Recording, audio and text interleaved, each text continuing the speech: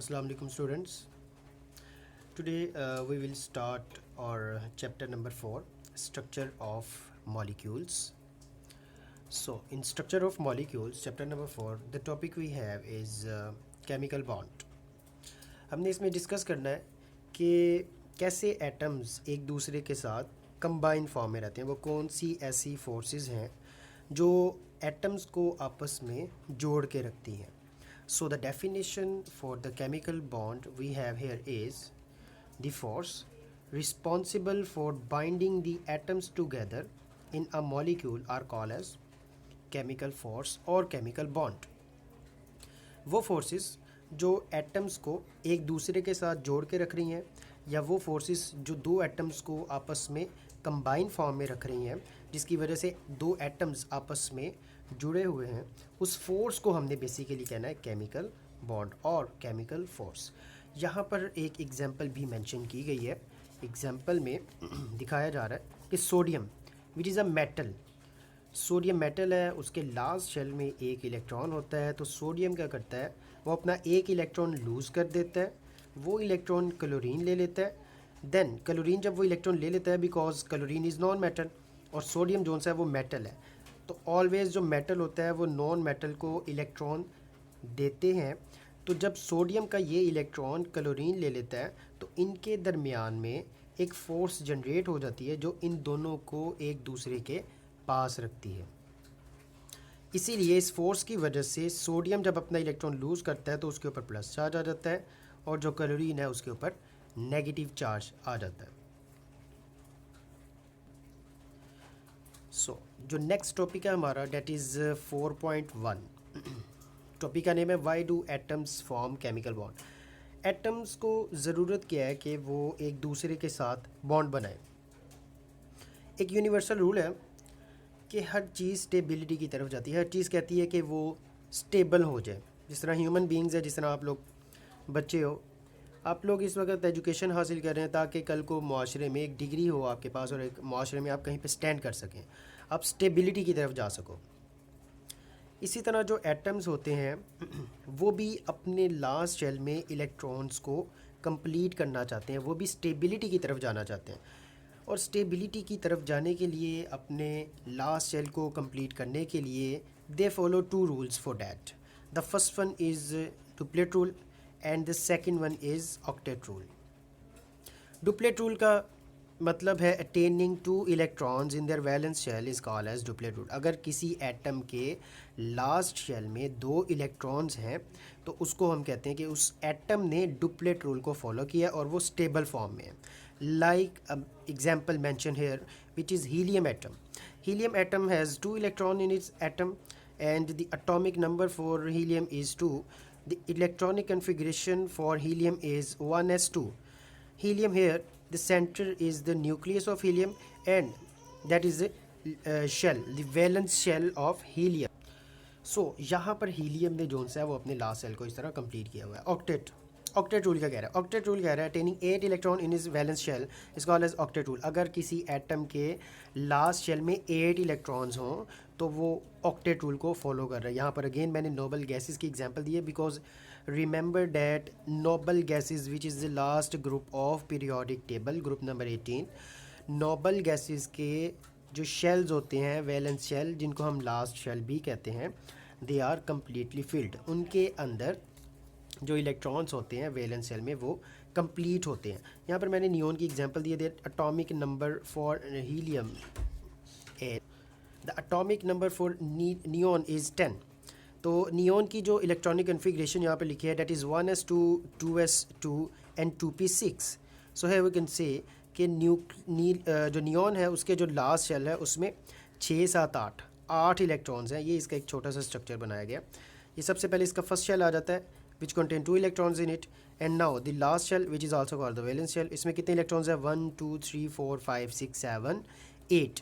तो नियोन के जो वैलेंस शेल में उसमें कितने इलेक्ट्रॉन्स आ गए? 8 इलेक्ट्रॉन्स आ गए. अगर किसी एटम के लास्ट शेल में 8 इलेक्ट्रॉन्स आ जाते हैं, it means it is following the octet rule. And if it has 2 electron in its valence shell that it means it is following the duplet rule. So the next thing is, next जो question बनता है आपके इस topic में that is how to follow octet और duplet rule. Duplet rule यानी 2 electrons को रखना अपने वैलेंस शेल में, या ऑक्टेट रूल को फॉलो करना। ये कैसे हो सकता है, कोई एटम डुप्लेट या ऑक्टेट रूल को कैसे फॉलो कर सकता है? So here are 3 conditions for that. The first one is by giving valence shell electrons to other atom. अगर अपने एटम के जो इलेक्ट्रॉन्स हैं, वैलेंस शेल के जो इलेक्ट्रॉन्स हैं, वो किसी दूसरे एटम को दे दिए जाए। लाइक यहाँ पर नियोन बनाया गया है, नियोन के पास 2 इलेक्ट्रॉन्स हैं। वैसे इसको ज़रूरत तो नहीं है कि वो अपना इलेक्ट्रॉन किसी को दे, क्योंकि इसका वैलेंस शेल कंप्लीट है, यहाँ पर 2 इलेक्ट्रॉन्स हैं इसके अंदर। अगर ये हीलियम अपना इलेक्ट्रॉन किसी को ट्रांसफ़र कर देता है,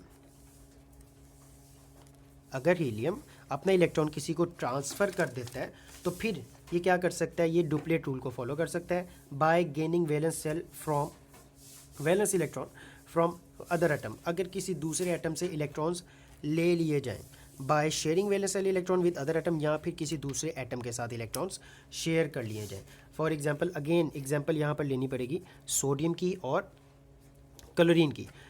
सोडियम क्या कर रहा है, अपना इलेक्ट्रॉन जो सा वो लूज़ कर रहा है, और किसको दे रहा है, क्लोरीन को दे रहा है। क्लोरीन क्या कर रहा है, वो इलेक्ट्रॉन यूज़ कर रहा है। अब सोडियम के टोटल जो इलेक्ट्रॉन्स होते हैं वो होते हैं 11। टोटल इलेक्ट्रॉन इसके पास 11 है। अब इसने क्या किया है, एक इलेक्ट्रॉन दे दिया क्लोरीन को। इसके पास अब टोटल रह गए हैं 10 इलेक्ट्रॉन्स रह गए हैं, और इसकी हम इलेक्ट्रॉनिक कन्फिग्रेशन करते हैं तो वो हमारे पास बनती है 1s2 2s2 2p6 6 7 8 9 10 इलेक्ट्रॉन इसके पास पूरे हो चुके हैं, और इसके जो लास्ट शेल है उसमें भी 6 7 8 इलेक्ट्रॉन्स आ चुके हैं। It means it is following the octet rule. तो यहाँ पर जो बात कही गई थी, बाय गिविंग वैलेंस इलेक्ट्रॉन, अगर आप इलेक्ट्रॉन्स किसी को दे देते हैं तो फिर आप डुप्लेट या ऑक्टेट रूल को फॉलो कर सकते हैं। यहाँ पर सोडियम ने क्या किया है, अपने जो इलेक्ट्रॉन था उसको डोनेट कर दिया है, किसी दूसरे एटम को उसने इलेक्ट्रॉन दे दिए, तो इसने क्या किया, ऑक्टेट कंप्लीट कर लिया। और यहाँ पर क्या है, क्लोरीन। क्लोरीन जो सा है, क्लोरीन के पास होते हैं 17 इलेक्ट्रॉन्स होते हैं। अब क्लोरीन यहाँ पर क्या करता है, वो जो इलेक्ट्रॉन सोडियम के पास होता है वो वाला इलेक्ट्रॉन यूज़ कर लेता है। क्लोरीन ने जब ये इलेक्ट्रॉन ले लेना है तो इसकी इलेक्ट्रॉनिक कन्फिग्रेशन बनेगी 1s2 2s2 2p6 3s2 3p5। It means third shell, chlorine का थर्ड शेल, और S में 2 इलेक्ट्रॉन है, P में 5 इलेक्ट्रॉन है, 5 6 7। इसके पास अभी 7 इलेक्ट्रॉन्स है। जब ये इलेक्ट्रॉन इसके अंदर ऐड हो जाएगा तो यहाँ पर P5 से हो जाएगा P6। तो क्लोरीन 17 था, क्लोरीन हो जाएगा 18, क्लोरीन 18 हो गया।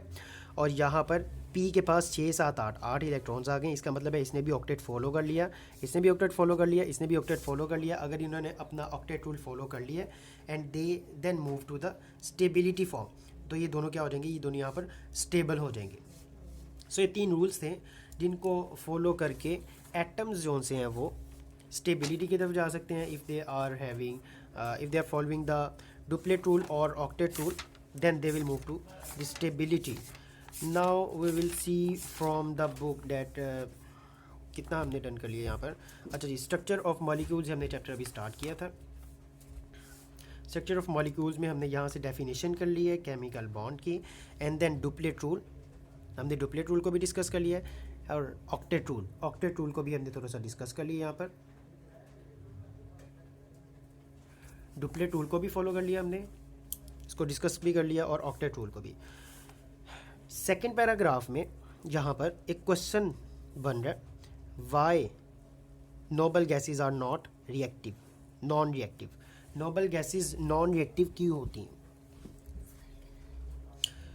नोबल गैसेस नॉन रिएक्टिव क्यों होती हैं? तो इसका रीज़न मैंने आपको अभी बताया भी था कि जो नोबल गैसेस होती हैं उनकी जो लास्ट शेल होता है, वैलेंस शेल होता है, इट इज़ कम्प्लीटली फील्ड, वो कम्प्लीटली फील्ड होता है। सो उनको ज़रूरत नहीं होती किसी से इलेक्ट्रॉन लेने की या देने की, इसलिए हम इनको नॉन रिएक्टिव कहते हैं कि ये किसी दूसरे एटम के साथ रिएक्ट नहीं करते, ना अपने इलेक्ट्रॉन्स देते हैं ना अपने इलेक्ट्रॉन्स लेते हैं। इसका रीज़न यही है, इस पैराग्राफ में लिखा है, the noble gases do not do have 2 or 8 electrons in their valence shell. It means all the noble gases have their valence shell completely filled. Their atoms do not have vacant space, means empty space in their valence shell to accommodate or having extra electrons. Therefore, they are called as the non-reactive. Next इसमें हमने 3 rules के how atoms can follow the duplet और octet rule, हमने इस rule को भी discuss कर लिया। 1 2 3 इनकी 3 लाइन्स थी कि अगर इलेक्ट्रॉन जोन से हैं वो शेयर कर लिए जाए, इलेक्ट्रॉन डोनेट कर लिए जाए, या फिर इलेक्ट्रॉन जोन से वो किसी से रिसीव कर लिए जाए। इसमें नेक्स्ट हमारे पास टॉपिक आता है that is chemical bond. Chemical bond इसके अंदर हमारा नेक्स्ट टॉपिक आ रहा है। सो केमिकल बॉन्ड या केमिकल फोर्स कितने टाइप की हो सकती है? तो केमिकल बॉन्ड या केमिकल फोर्स 3 टाइप की हो सकती है। First one is ionic bond, then covalent bond, then dative covalent और coordinate covalent bond, they both are its name. Metallic bond 1 2 3 4, ये 4 टाइप की फोर्सेस हैं, यानी 2 एटम्स के दरमियान में ये 4 किस्म की फोर्स होती है, जिसकी वजह से जो एटम्स हैं वो आपस में कंबाइन फॉर्म में होते हैं। Okay, now we will discuss ionic bond. अब हम डिस्कस करेंगे आयनिक बॉन्ड को के which is also the first type of bond in structure of atoms, structure of molecules. So ionic bond की डेफिनेशन आती है type of chemical bond which is form due to the complete transfer of electron from one atom to another atom. अगर एक atom किसी दूसरे atom को अपना electron completely transfer कर देता है, तो फिर इन दोनों के दरमियान में जो बॉन्ड बनता है उसको हम कहते हैं आयोनिक बॉन्ड। सो आयोनिक बॉन्ड, ये एक छोटा सा पीरियोडिक टेबल यहाँ पर बनाया मैंने just for example. Periodic table के अंदर वो कौन से एटम्स हैं, वो कौन से ग्रुप्स हैं पीरियोडिक टेबल में कि जो इलेक्ट्रॉन की ट्रांसफ़र, कौन से एटम है जो इलेक्ट्रॉन ट्रांसफ़र करते हैं यहाँ पर, और कौन से एटम है जो इलेक्ट्रॉन्स को रिसीव करेंगे। So this one is group 1, then again we have next one is group 2। ये ग्रुप 1 है, ये ग्रुप 2 है। ग्रुप 1 और ग्रुप 2 को हम कहते हैं मेटल्स। चैप्टर नंबर 3 में पीरियोडिक टेबल में हमने इसको डिस्कस किया था इसको डिटेल में कि मेटल्स कहाँ पे हैं, नॉन मेटल्स कहाँ पे हैं, ट्रांजिशन मेटल्स कहाँ पे हैं, एंड देन नोबल गैसेस कहाँ पे हैं, हेलोजेंस कहाँ पे हैं। इन सारी चीज़ों को हमने alkali metals, alkaline earth metals, इन सारों को हमने डिस्कस किया था। सो ग्रुप नंबर 1 जोन से इसमें बेसिकली मेटल्स आती हैं। मेटल्स का हमें पता है they lose their electrons, metals अपने लास्ट शेल से इलेक्ट्रॉन्स को लूज़ करती हैं। And if they are losing their electrons, जब कोई एटम इलेक्ट्रॉन को लूज़ करता है तो उसके ऊपर पॉजिटिव चार्ज आता है। So we also call them electropositive atoms, इनको हम इलेक्ट्रो पॉजिटिव एटम्स भी कहते हैं। Then here we have group number 15 and 17 which is also called as the non-metals. group number 15 और ग्रुप नंबर 17, टोटल 18 ग्रुप्स होते हैं। 18 group हमारे पास होता है नोबल गैसेस का। 17 ग्रुप जो है वो हेलोजेंस का होता है, fluorine, chlorine, bromine, iodine. Group number 17 और 15 यहाँ पर जोन है, इसको हम ये हमारे पास नॉन मेटल्स का ग्रुप होता है। नॉन मेटल्स क्या करती हैं, मेटल्स ने जो इलेक्ट्रॉन लूज़ किए होते हैं उनको वो गेन करती हैं। नॉन मेटल्स ने इलेक्ट्रॉन्स को गेन करना है। जब कोई एटम इलेक्ट्रॉन को गेन करता है तो उसको हम कहते होते हैं नेगेटिव चार्ज आ गया उसके ऊपर, इसीलिए उन एटम्स को हमने कहना है कि these are electronegative atoms. Ionic bond again हम देख लेते हैं इसको। आयनिक बॉन्ड कैसे बन रहा है, जब कंप्लीट ट्रांसफ़र ऑफ इलेक्ट्रॉन हो रही है, एक एटम दूसरे एटम को अपना कंप्लीट इलेक्ट्रॉन ट्रांसफ़र कर देता है, तो उनके दरमियान में फिर उस दौरान जो बॉन्ड बनता है उसको हम आयनिक बॉन्ड कह रहे हैं। आयनिक बॉन्ड पीरियोडिक टेबल में कहाँ पर बन रहा है, मेटल्स और नॉन मेटल्स के दरमियान में बेसिकली बनता है। यहाँ पर एग्जांपल है, यहाँ पर एग्जांपल मेंशन की गई है सोडियम क्लोराइड की। सोडियम के पास यहाँ पर 2 मोल्स हैं अपने, and then we have chlorine gas. Sodium और क्लोरीन आपस में मिलके सोडियम क्लोराइड के 2 मोल्स प्रिपेयर करती हैं। सोडियम की इलेक्ट्रॉनिक कन्फिगरेशन, सोडियम का एटॉमिक नंबर है 11।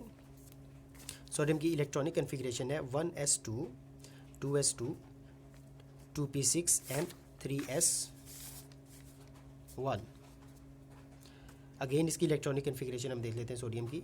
1s2, 2s2, 2p6 and 3s1, ये सोडियम की इलेक्ट्रॉनिक कन्फिगरेशन है।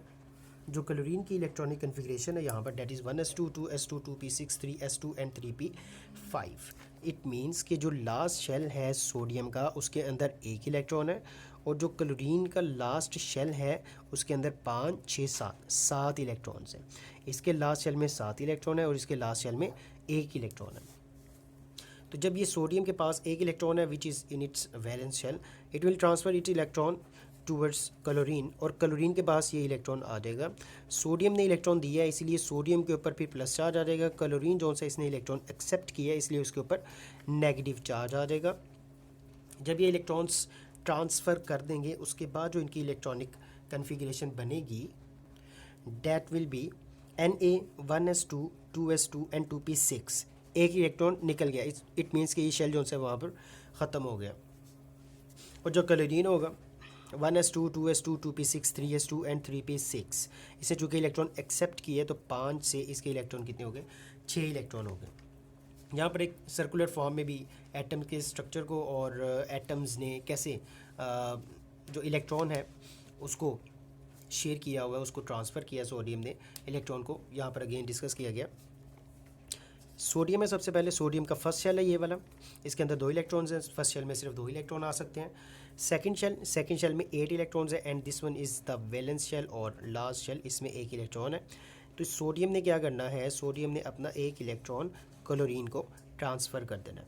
ये क्लोरीन है, क्लोरीन के पास फर्स्ट शेल में 2 इलेक्ट्रॉन, सेकंड शेल में 8 electron and the third shell में टोटल इसके पास है 7 इलेक्ट्रॉन्स। तो सोडियम से इसने 1 इलेक्ट्रॉन ले लेना है और इसके पास लास्ट शेल में फिर हो जाएंगे 8 इलेक्ट्रॉन्स हो जाएंगे।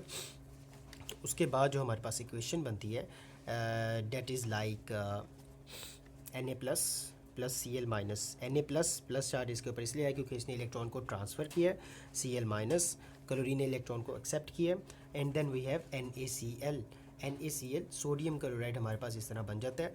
और सोडियम प्लस क्लोरीन ये दोनों आपस में केमिकल बॉन्ड के ज़रिए आपस में जुड़ जाते हैं।